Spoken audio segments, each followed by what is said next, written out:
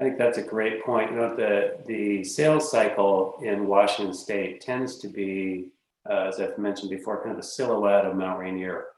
So we're up a little bit through the holidays, and then we dive down for the next couple of months, and then we begin that big ascend into summer. Then we come down the other side. The problem that we had this year was that a lot of people live on their vendors through January and February, and then start getting caught up in March, and that's when everything hit. So we've seen people in quite a big hole, much worse than ever, of course. But there were no reserves going into what was to be the busiest time of the year, and then we were closed down there for a period of time, only for takeout, which didn't work particularly well for especially for fine dining or casual dining that built their business around dine in. So right now, I imagine there's a little bit of a feeling of panic with some people. Are you seeing that at all? Yeah, I am. And the other thing I'm seeing is people are kind of holding out to see if there's going to be another round of PPP money or something similar. Um, and they're just hoping praying that that's going to come through. And uh, if it doesn't, I can just see some cards starting to fall. Mm-hmm. Yeah, so that likely is, at best case, a month away. At best case, if they're not going to even visit it until after the election, the chances of getting something launched in November are becoming slimmer and slimmer. So, are you seeing the phone starting to ring more than you were before? We're seeing people questioning, what should I do? And it's hard. It's hard for me to answer and tell them about their business because I don't know all the ins and outs. But people are wondering, should I close? Should I sell? What are my options? We've had a lot of that. Okay, great. Hey, Rick. Yes. I would like to remind our participants, if they have any questions, feel free to go ahead and type them into the chat or the Q&A down at the bottom of the screen. Thank you, Lisa. Mhm. So the next question is, if I'm closing, how do I value my business for sale? Well, what I do is places that have patios, people want patios now. You look at the equipment package. If you're gonna close your business, but you're still paying the rent, let's get everything out of there that's broken so that when people walk in, they don't feel like they're buying a bunch of garbage. Unfortunately, we all know used restaurant equipment sells for 10, 25 cents on the dollar. So uh, you're looking at an asset sale and the infrastructure, and uh, location is also important. But you're probably, depending on the build out and the location, it could be 35 to 55, $75,000. It's hard to say. Like I said, it's different for everybody, but you're going to sell for pennies on the dollar. Yeah, that's unfortunate. Yeah. That's why if you keep it off, you're better off. Say that again. You can keep operating, you're better off because you at least have something flowing through there.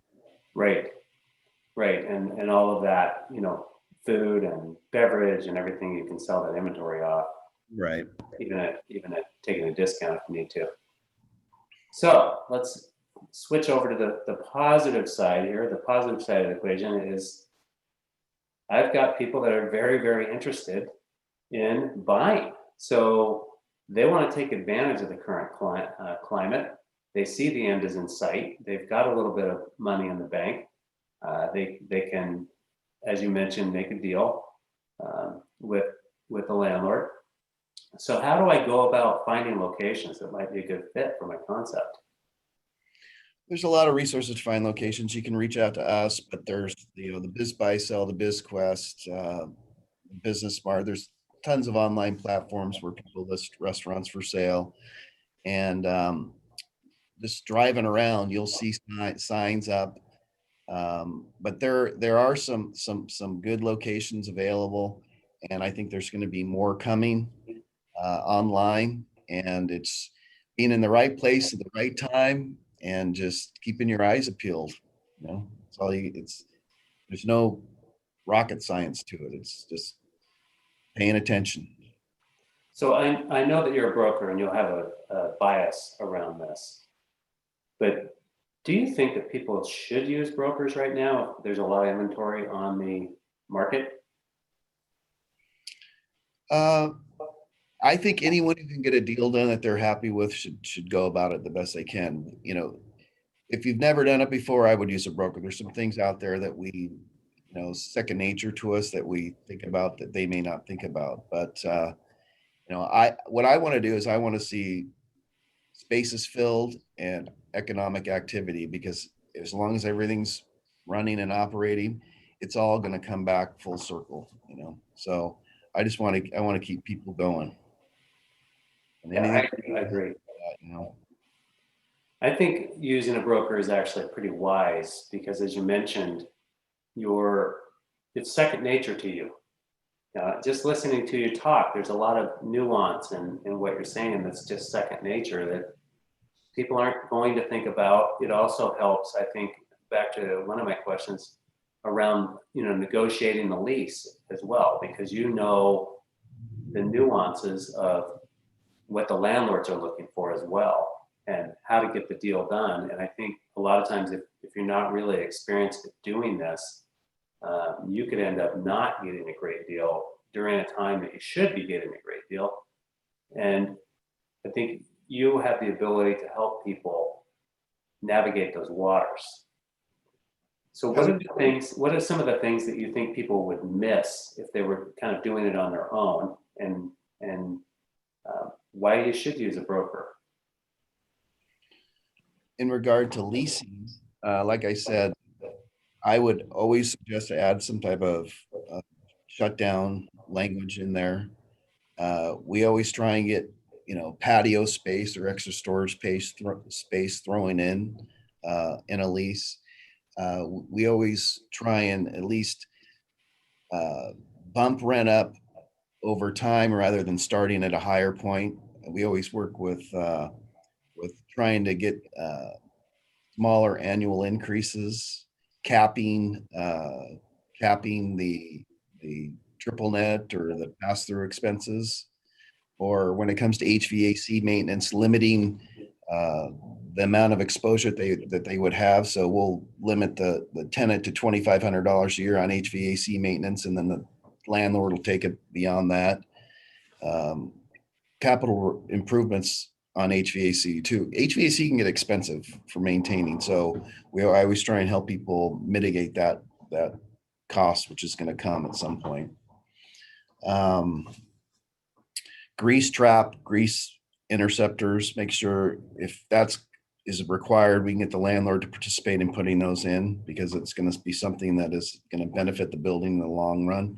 So we can get some TI money to help do that kind of stuff. Those are just some examples of what we look at.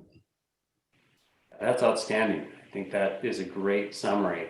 That lease negotiation and helping kind of get the deal done for the buyer is a huge value add, because you do have a lot of purview to many deals, and you can speak when a landlord objects to something. You can say, that this is very common that we look for this kind of thing. So I think some of those comments around HVAC, capping the triple nets, grease interceptors, and some of that can get very expensive. It's a lot, it's like buying an old house, right? There's a lot of hidden expenses, and I think that's where you can add a lot of value in the buying side. So the next one is, I received TPP money and my cover period is expired, as many people are expiring either this week or they have this month already. I'd say the vast majority of people are just about at the end of their covered period or their alternative covered period. And I think it's going to, we're heading into that slow time of year. So anxiety, as I mentioned, is high. So I received PPP money can I sell my business and still have my PPP loan forgiven? The short answer is absolutely. So what we've seen, and Rick, you can probably elaborate on some of this as well, is that when a business sells and they do have a PPP loan, that the amount of that loan has to be held in escrow, so it can be paid back, or it will be dispersed back to the seller when the loan is forgiven. Is that? That's right. Yeah. So you essentially are saying that I go to sell my business, I get a deal done. First of all, I have to check with the bank before I can even sell my business because the assets of the business are tied to the loan. So I've got to go to the bank and I've got to discuss this with them. I got to get bank approval. So finally get a bank approval. I call you and say, I'm ready to sell. I sell my business. And what has your experience been with the banks working with big banks, small banks? What's been their response? Oh, they're happy to let you do whatever you want to do. But again, if you have a $200,000 PPP loan and you sell your business for 75,000, you're not in good shape, right? So the idea is, we did one recently for over $1 million. They had a $400,000 PPP loan. That the $400,000 PPP loan had to be held in escrow and was not dispersed to the seller. Now, once they go through and the loan is forgiven, that money will go back to the seller if it's forgiven. If not, the funds are there to pay the loan back. So Yeah, that's a real pickle. yeah. haven't I haven't done this. I've been in a situation where we've been upside down on that yet, but I'm expecting that they're coming. So most of these loans should be forgiven. I even heard one thing that small loans, they weren't even going to make you apply to be forgiven. So it's such a fluid thing right now. There's no really set rule. They seem to be changing all the time. So, in fact, right now, the PPP loan, they want the funds given back to the bank that made the loan, and banks don't want it. So it's still a little confusing on what's going on. Yeah, that was something that we talked about before the call. Was not all banks are set up for this, right? Right. So being in touch with your banker early on would be very wise because the bank can be a cog in this and slow things down. Right. And someone may have, besides a PPP loan, they may have an SBA on top of that. So, they're both SBA products, but I don't know who would be in first position or second position or how all that would work. But Right. We'll run, when you buy a business, you run UCC searches. So we'll see, that the taxes have been paid and what loans are out there so that we can deliver the assets to a buyer free and clear of liens and encumbrances. There are some hurdles sometimes we have to go through if taxes haven't been paid or there are some outstanding liabilities that will transfer onto the buyer. We gotta avoid that. Are most of the deals that you're doing asset sales or are they business sales? Recently, have been business sales. We've got a few asset deals that we've done, but the SBA is loaning money. I think the federal government's telling them to loan money, and you've probably heard of EBITDA, which is earnings before interest, taxes, depreciation, and amortization. And they have got a new one with the C on the end. So it's earnings before interest, taxes, depreciation, amortization, and coronavirus. So if your business performed well prior to COVID, that the SBA is loaning money. And it's as long as the business performed and you can meet the debt coverage ratios pre-COVID, and they, have some sales and are doing okay. Granted, they aren't doing as well as pre-COVID, but the bank, we're still getting money for people. That's outstanding. I like that. That EBITDA with the plus C. Yeah. Because that's been a real question. How do I value my business?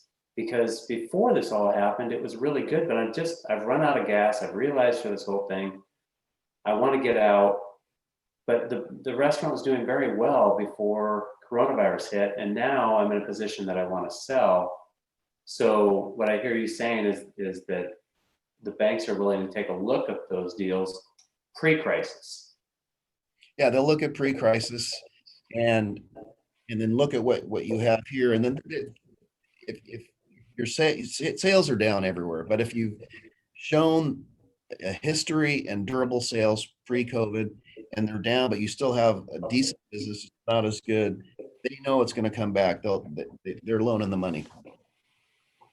Great, awesome. So